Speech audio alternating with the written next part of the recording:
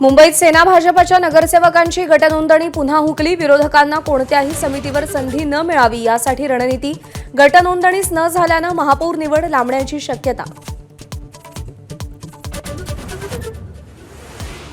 आजपासून जिल्हा परिषद आणि पंचायत समिती निवडणुकांच्या प्रचाराचा धुरळा। मुख्यमंत्र्यांची कोकणात सभा तर उपमुख्यमंत्री एकनाथ शिंदे परभणी, लातूर आणि सोलापुरात सभा घेणार। अजित पवारांच्याही बारामतीत सभा।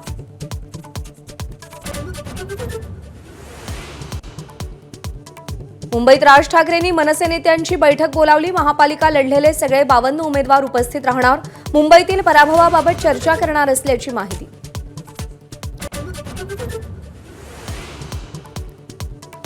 किसान सभेचा लाल वादळ मुंबईच्या वेशीवर। मोर्चेकरी सध्या खर्डीजवळ मुक्कामी। काल शिष्टमंडळाची फडणवीसांसोबत सकारात्मक चर्चा झाल्याची माहिती। आज पुढची दिशा ठरणार।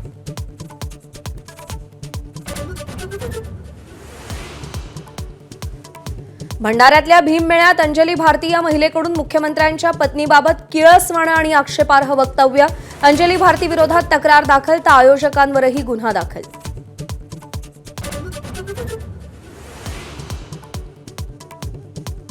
पुण्यातील दीप्ती चौधरीचं निरामय या रुग्णालयात गर्भलिंग निदान केल्याचा दावा।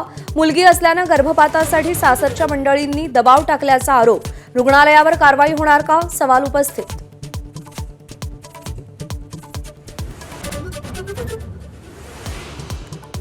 जळगाव जिल्ह्यात अनेक भागात वादळी वाऱ्यासह गारपीट। अवकाळी पावसामुळे शेतकऱ्यांचं मोठं नुकसान।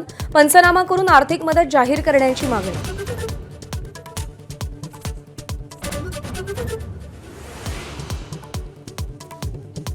आजपासून केंद्र सरकारचं अर्थसंकल्पीय अधिवेशन। राष्ट्रपतींच्या अभिभाषणानं अधिवेशनाला सुरुवात होणार तर 1 फेब्रुवारीला अर्थसंकल्प सादर होणार।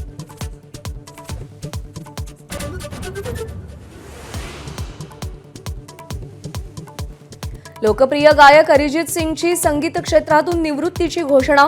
चित्रपट विश्वापासून दूर राहणार पोस्ट करत अरिजितचा चाहत्यांना धक्का।